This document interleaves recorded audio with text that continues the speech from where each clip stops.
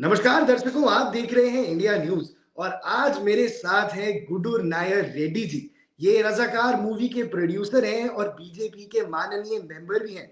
सबसे पहले तो रेड्डी साहब आपका बहुत बहुत स्वागत है। तो सर सबसे पहले थैंक तो यू। जो आपने रजाकार का हम सबने ट्रेलर देखा and it took the world by a storm. आपने सर हैदराबाद लिबरेशन मूवमेंट को लेके 1948 की कहानी, सबसे पहले सर आप अपनी मूवी के बारे में ही बताइए हमें। जी जी, मुझे भी बहुत खुशी है कि ये सिनेमा मतलब इतिहास को सिनेमा के रूप में मैं अपना जनता के सामने, अपने भाई बहनों के सामने मैं लेके आ रहा हूँ 15 जी तारीख को। और बहुत सारे दिक्कतें हुए इस सिनेमा मतलब सोचे जब से निकालना, प्रोड्यूस करना बोले उस दिन डे वन से अब तक बहुत सारी दिक्कतें उठाए। और बिल्कुल इस बिल्कुल सिनेमा सर। प्रोड्यूस करने के लिए तो ये तो रजाकार बोल के हमारा बचपन से सुनते हुए आ रहे थे। तो और मेरे दादाजी, जी उनका नाम मुझे दिया गया, लेट गुडूर नारायण रेड्डी भी रजाकारों से लड़ाई लड़े। ओह दैट वाज द अच्छा। Last fight in the history of Razakar. In the history correct. क्योंकि हाँ, हमारा दादाजी के पास लड़ाई करने के बाद वो लोग हैदराबाद चले जा रहे थे। जाते जाते एक बीबी नगर बोल के है, बीबी नगर जी एक मंडल हेडक्वार्टर है, और वहां ओके। बहुत इंपॉर्टेंट ब्रिज है वो। मतलब ईस्ट ऑफ हैदराबाद का जो भी डिस्ट्रिक्ट है उसको कनेक्ट करने वाला ब्रिज है। वो ब्रिज को डेटोनेट करके गए। That is the last crime committed by the Razakars. तो कमिटेड। हम तो पैदा हुए, बचपन से जी गांव में पले, 12 साल का उम्र तक मैं गांव में रहा।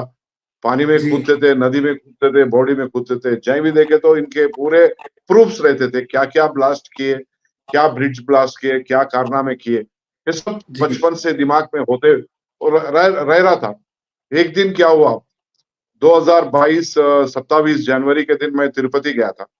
जैसा जी। ही हवाई जहाज रेनीगुंटा एयरपोर्ट में टचडाउन हुआ, रजाकार बोल के बहुत बड़ा मेरे दिमाग में एक आया है सडनली, जैसा कि बालाजी भगवान ने मुझे आदेश दे रहे, अरे रजाकार सिनेमा निकालो बोले जैसा। तो जैसा ही मैं जहाज से बाहर आया, मैं अभी जो डायरेक्टर है, अभी जो सिनेमा को डायरेक्ट किया, उसको फोन किया मैंने। जी ये सब कोई ऐसा करेक्ट। गॉसिप नहीं है या कोई बोलने का ऐसा नहीं है, ये सब रियलिटी है। बाहर आके बोला रियलिटी है इमीडिएटली करेक्ट।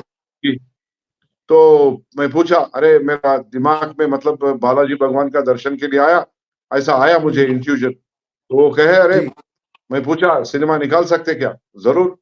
तो वहां से शुरू हुई वहां से 2022 27 जनवरी से। तो अभी 2.25 साल हो रहे। तो सिनेमा फाइनली रिलीज को 15 तारीख को तैयार है अभी। फाइनली तरीके। लेकिन सर एक जो और मैं सवाल आपसे पूछना चाहूंगा, 1948 को जब हम डिपिक्ट करते हैं, जब तो उसमें ना एज अ प्रोड्यूसर बहुत सारे चैलेंजेस फेस करने पड़ते हैं। तो हैदराबाद दिखाना, 1948 का दिखाना, उस हिसाब से कॉस्ट्यूम्स, तो इन सब के हिसाब से आपको कितने चैलेंजेस फेस करने पड़े? क्या एक थोड़ा पीरियड मूवी, एक हिस्टोरिक मूवी बनाना उतना आसान होता है? क्योंकि ऐसा लगता नहीं है कि आसान है। जी जी, बहुत डे वन से हम बहुत अच्छा सिनेमा मतलब इतिहास को सिनेमा के रूप में लाना उतना ऑर्डिनरी नहीं है, उतना आसान नहीं है। आसान क्योंकि नहीं है जी। अब सिनेमा निकालना तो मैं हम लोग 16 लाख का बजट, 16 करोड़ का बजट से लेके आज 50 करोड़ हुए। ये कोई करेक्ट। बाहुबली सिनेमा से कम नहीं है। बाहुबली सिनेमा जो बिल्कुल। थी, उसमें हीरो हीरोइन है, यहाँ बड़े हीरो हीरोइन नहीं है, लेकिन हीरो है सरदार वल्लभ भाई पटेल, जो फादर ऑफ हैदराबाद कहा जा सकता आज। क्योंकि बगैर but correct for correct him आज हैदराबाद हैदराबाद नहीं रहता था, तुर्किस्तान बन के पाकिस्तान के साथ कनेक्ट होकर रहता करेक्ट करेक्ट। था। तो सर और एक जो राजा, जो उस समय के राजा, उस समय का जो राजा था, जी जो इतने बुरे हादसे किए उनका प्रजा के ऊपर, 60,000 murders, mean 60,000 rapes, 2 lakh murders, ऐसा कोई राजा कराए? तो इसको बताने के लिए इस सिनेमा में कहीं कॉम्प्रोमाइज नहीं किए। जैसा आप पूछे 1947-48 को क्रिएट करना है, तो सीजी के जरिया, वीएफएक्स के जरिया बहुत बेहतरीन सिनेमा निकाले, बहुत बहुत बेहतरीन से। बेहतरीन, हाई सर बजट हम मूवी, हाई क्वालिटी मूवी, और हाई क्वालिटी। Fantastic song. जो गायक भी बहुत बढ़िया लोग हैं, अपने बहुत प्रिय गायक कौन है? शंकर महादेवन जी, कैलाश खेर जी, फिर मोहन भोगराजू, फिर बीम्स बोल के हमारा म्यूजिक डायरेक्टर खुद एक गाना गाया। तो इतने fantastic portrayal of the subject हुआ अभी करेक्ट। लोग, बहुत सारे लोगों को परेशानी हो रही है, रजाकार सिनेमा है, रजाकार के तोड़ी वारस है, ये क्यों उनको परेशानी है? हाँ सर, उसी अभी सवाल पे मैं आता हूँ। रज़ाकार के जी, लोगों को परेशानी भी हो रही है एंड सर आप खुद मानिए बीजेपी के एक मेंबर हैं, तो कहीं न कहीं वो इंटरेस्ट जो डिफरेंस ऑफ इंटरेस्ट है, वो ऐसा लोगों को लगता है कि क्रिएट हो रहा है। पर इस बात में कितनी सच्चाई है? और ऐसा भी लोग कह रहे हैं कि शायद ये एक पर्टिकुलर कम्युनिटी को, रिलीजियस ग्रुप को टारगेट करके मूवी बनाई गई है, पर इसमें कोई सच्चाई है? मैं हैदराबाद में मैं जीता हूँ। हैदराबाद में हमारे पूरे गंगा जमुना का तहजीब में रहते, कोई कम्युनिटी के अगेंस्ट नहीं है। जी, स्पेसिफिकली कैटेगरिकली बोल रहा हूं मैं, ये है रजाकारों और निजाम के अगेंस्ट। कौन करेक्ट। एतराज होना तो कौन, रजाकारों के वारिस को होना, निजाम के वारिसों को होना। और मैं अगर क्रिएट करके फिक्शनल स्टोरी निकाल रहा हूं बोलो तो उनको तकलीफ होना। जो हुँ, रियलिटी को मैं सिनेमा के रूप में ला रहे तो किसको क्या तकलीफ? क्या ये देश में भारत माता का बच्चा होने के नाते एक गुडूर नारायण रेड्डी सिनेमा नहीं निकाल सकता क्या? कौन माइका लाल है मुझे रोक सकता? हाँ, मैं फ्री रोक तो सिटीजन कोई ऑफ नहीं दिस सकता। यूनिवर्स हूं। मैं भगत सिंह का करेक्ट, भाई करेक्ट। हूं। और मेरे मजहब पे उस जमाने में वो रजाकारों ने जो निजाम के डायरेक्शन में कासिम रिजवी ये लोग हमला किए, मानभंग किए, मर्डर्स किए, जलाए जिंदा, तो वो चीज को अगर सिनेमा के रूप में आज का जनता को 142 करोड़ जनता है आज अपना देश में, उसमें 100 करोड़ लोग आज पूरे नौजवान लड़के हैं, लड़कियां हैं, कम से कम 100। इसलिए जी, हमें बिल्कुल। भारत को बोलते हैं youngest country in the world बोलते हैं। तो इन करेक्ट है ही। नौजवानों को ये मैं हिस्ट्री लेके आके सिनेमा के रूप में बताना क्या गलती है? बिल्कुल सर, आपकी बात एकदम जेन्युइन है, एकदम जायज़ है कि प्रॉब्लम अगर होनी चाहिए तो किसी भी एक कम्युनिटी, एक रिलीजियस के खिलाफ नहीं है। अगर आप रज़ा सिर्फ़ प्रॉब्लम होनी चाहिए रज़ाकारियों के जो डिसेंडेंट्स हैं, क्योंकि उन्होंने जो अत्याचार हाँ, करे थे, वो आपने दिखाया है। तो बिल्कुल सर अगर और एक और बात अगर सर, आए तो कंगना भी रनौत जी ने उनको भी अगर नहीं, पत्थर का जवाब ईंट से देते थे, वो रजाकार के बच्चे आए तो आज क्यों करे रे हाँ, ऐसे पाप, ऐसे दुर्मार्ग कैसे बने तुम, ऐसे खुद के भाई बहनों के ऊपर क्यों हमला करे बोल के आज उनको सबक सिखाते थे। लेकिन बीच में अदर बीच लोग आ रहे, ये अदर बीच को क्या क्या तकलीफ है तुम्हारे को? जी, जी, क्या समझ रहे हैं तकलीफ सर। है? तो उनसे ये सवाल है अभी कि वो अभी अभी अभी अभी पता चला तेलंगाना हाई कोर्ट में 3 केसेस दर्ज हुए। हुँ। बिल पब्लिक इंटरेस्ट लिटिगेशन 3 दर्ज हुए। कहते अभी just I came to know कि सिनेमा को बैन करो। हाँ, तो सर इस पे एज़ अ प्रोड्यूसर जब आप कोई कॉन्सेप्ट लेके आना चाहते हैं, तो क्या ये क्या कहते हैं खिलाफ है? तो उसके खिला आप ध्यान से देखना चाहें, तो समझना चाहिए कि जो फ्रीडम ऑफ एक्सप्रेशन है, आप एक मूवी बनाना चाह रहे हैं, तो क्या ये उसके भी थोड़ा अगेंस्ट जाता है? पूरे सिनेमा को इसके खिलाफ खड़ा होना चाहिए, लेकिन क्योंकि जो दूसरी तरफ से आरोप ये लगते हैं कि पॉलिटिक्स का एक पार्ट है, पॉलिटिकल एजेंडा है इसके पीछे, इलेक्शन का साल है, तो इन सब चीज़ों में कोई सच्चाई है और ये क्या कोई कनेक्शन है जो वो अननेसेसरी लोग ड्रॉ इसमें करना कोई चाहते हैं? एजेंडा नहीं है, ये हुँ, हुँ। प्रेरेपित होके लोग ऐसे बात करते या ऐसे केसेस डालते।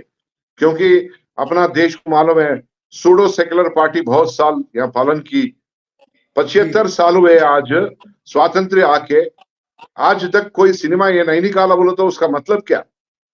करेक्ट, मतलब करेक्ट। ये है कि अपीजमेंट, अपीजमेंट। अरे यार, सच्चाई को मैं ला रहा हूं मैं प्रजा के सामने। और मैं हुँ, एक कोइंसिडेंस है, आज मैं बीजेपी में हूं। मैं कहीं भी होता है, एमआईएम पार्टी में भी होता तो मैं रजाकारों के सिनेमा निकालता था अगर मुझे भगवान मुझे बोलता। क्योंकि भगवान से बिल्कुल, ज्यादा कोई नहीं है मेरे को बोलने वाले। जी, मुझे इंट्यूशन आया एक ही ऐसा। अब देखो कश्मीर फाइल्स प्रोड्यूस हुआ, लोग ऐसा ही करेक्ट। रोए, ऐसी वो पुकारे, वो चला नहीं public. Kerala story I, hmm, Kerala story को लोग देखे, ऐसा ही सिनेमा के रूप में देखो, क्यों परेशान होते? तो क्या सर क्यों ये जो परेशान केरला होते आप? स्टोरी और अपना तो अपना सर अपना केरला जगह पे स्टोरी तो और अमन। मैं पूछना चाह रहा था अपन सर कि केरला स्टोरी और कश्मीर फाइल्स का आपने नाम लिया, तो इनकी मैसिव सक्सेस क्या ये भी एक रीज़न है कि आप ड्राइव हुए कि ऐसे मुद्दे उठे हैं, तो मेरे को भी ऐसे मुद्दे पे फ़िल्म बनानी चाहिए? अब देखो, मैं 27 जनवरी के बारे में बोल रहा हूँ, 2022 में। तो 2022। 2 साल हो गया। तो शायद वो आए थे या नहीं आए थे, मैं बोल रहा हूँ एक एग्जाम्पल के नाते मैं बात कर रहा हूँ कि करेक्ट, करेक्ट। कोई भी ऐसा सिनेमा आ रहा तो किसी को तकलीफ मन में होती है। लेकिन हुँ, आपको कोई तन से होने का जरूरत नहीं है। आप मन में शांत अशांत अगर तकलीफ हो रही है तो आप देखो सिनेमा। अगर आपको कोई तकलीफ पहुंचाने वाली है, आपको कोई ठेस पहुंचाने वाली है, तो आप वो बात करो। ये तो इतिहास को मैं सिनेमा के रूप में ला रहा हूँ। जी बिल्कुल, गलती है इतिहास को क्या? सिनेमा के रूप में ला रहे हो। और जी और मैं आपने खुद कोई ही बताया कि पाकिस्तान नहीं, मैं कोई पाकिस्तान से आके रजाकारों के बारे में बात करूं। मैं हैदराबाद तेलंगाना में पैदा होके तेलंगाना जी के मतलब हमारा हिस्ट्री है, फैमिली का हिस्ट्री है।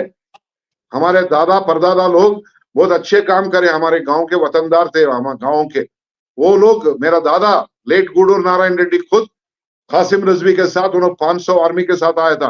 पूरे गांव वाले पीछे खड़े, बोले इधर से भाग जाओ। उन्होंने बोला है मैं क्या कर, तू कुछ भी कर ले जा, मेरे गांव में नहीं आना बोले। वो तो मेरे को बोलते, मेरे दादा का मामा जी आज 98 ईयर्स है, वो जिंदा है आज। वो बोलते जिंदा है। हाँ ओके, वो उन्होंने ही जिंदा है, सुनाई मेरा आपको मामा कहानी का, सर? मेरा दादा का साला मामा जी। मामा जी। हाँ जी।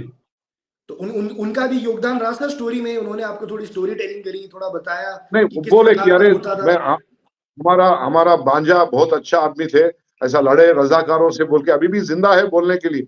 98 ईयर्स है जी वो। हाँ। सर, जी बिल्कुल। और सर क्या मेरे ये जो मदर रिसर्च थी? मेरा मदर माय मदर हम्म। 7 साल की उम्र की थी, ये रजाकारों से डर के उनको बॉम्बे भिजाया गया उनका बड़े बहन के पास। ओह, तो ये आपने पर्सनल एक्सपीरियंसेस से भी इस मूवी को बिल्ड किया है, ये भी मैं देख सकते हैं। लेकिन सर अब थोड़ा पॉलिटिक्स की बात हो गई, थोड़ा हमने जो हीटेड मामले थे उनकी बात कर ली।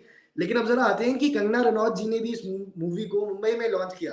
तो क्या कंगना रनौत जी का भी इस मूवी से कैसा नाता है, जरा हमें बताएंगे? नहीं, मैं पर्सनली मैं उनको मतलब मैं I follow her, I like her strength in her mind, जो ताकत उसके करेक्ट। दिल में और दिमाग में है। मैं बहुत जी जी। पसंद करता हूँ, कदर करता हूँ उनको। इसलिए मैं चाहा कि वो आके इस ट्रेलर का लॉन्च करे हिंदी का, क्योंकि correct. As a cinema world से भी उन्होंने अच्छी है। फिर वो हमारे को भी सिनेमा को भी थोड़ा पब्लिक में लेके जाने का एक दरिया मिलता है, एक जरिया मिलता है। इसलिए मैं बिल्कुल उनको बिल्कुल। चाहा। अच्छी अच्छी आपकी चॉइस थी सर, बड़ी बोल्ड चॉइस थी। तो जैसे इन्होंने भी बताया कि कंगना रनौत को चूज करा ताकि वो इनका ट्रेलर लॉन्च करे, एंड इससे सिर्फ हिंदी ऑडियंस जो है उनको भी पड़ जाएगा, उन तक भी ये पिक्चर की कहानी पहुंच जाएगी। लेकिन सर हम अपने इंटरव्यू के अंत तक पहुंच रहे हैं, लेकिन उससे पहले मैं एक सवाल आपसे जानना चाहूंगा कि जो आम ऑडियंस है वो जब कोई पिक्चर देखने जाए तो किस माइंडसेट के साथ जाए, और क्या क्या आपको लगता है कि आपने जो पोर्ट्रे करने की कोशिश, जो आपके मन में जो बालाजी के अंदर, तिरुपति के अंदर आइडिया आया था, आपने उसको पर्दे पे क्या अच्छे से उतार दिया है? और क्या माइंडसेट होना चाहिए किसी भी व्यूअर का जब वो देखने जाता है? जी, मैं तो यही बोलता हूँ को ये प्रेक्षकों को कि जाके इस इतिहास को जानो, जिसकी मतलब जिसमें बहुत सारे बुरे चीज हुए, और जी जान के फिर ये ऐसे रजाकार आगे अपना देश में फिर पैदा नहीं हुए, जैसा जिम्मेदारी एक एक आदमी ले। बिल्कुल बिल्कुल। पूरे इकट्ठा हो जाओ, पूरे हिंदूस यूनाइटेड रहो, डिवाइडेड मत रहो। फिर नहीं तो रजाकार पैदा होते। आप सुने सो एक आदमी अपने पास, हमारा हैदराबाद में एमएलए है अकबरुद्दीन बोल के, वो क्या कहा, हम्म। दिन दिहाड़े क्या कहा, 15 मिनट भारत के पुलिस हटो, हम क्या है बताएंगे। ऐसे फालतू बात फिर दूसरी बार मुंह से बात नहीं निकलना, ऐसा जबान काट देना, पब्लिक काट देना जबान। ऐसे बात जी नहीं करना, देश में रहते हुए भारत माता का बच्चे के जैसा रहो, हिंदुस्तान में पैदा होके हिंदुस्तानी के जैसा रहो। शायद आपका जो भी मजहब है, आप आप अपना मजहब को प्रैक्टिस करो, दूसरा मजहब को फालतू बात मजहब के बारे में फालतू बात मत मत करो। बोलो। हम कभी नहीं जी करते, हम कदर करते हैं आपका भी। आपका तबर्रु खाते हैं, आपका मलीजा खाते हैं, आपका शरबत पीते हैं। आप हमारा प्रसाद को खाते हैं? नहीं खाते। हमारे में जो सहनशीलता है आप में नहीं है, तो आप ठंडा रहिए। आपके बारे में नहीं है, ये निजाम के बारे में है, और रजाकारों के बारे में है बोल के मैं एक आपके जरिया मैं कहना चाहता हूं भाइयों को, जी, आपने बहुत बहुत जिनको भी अच्छा एतराज है।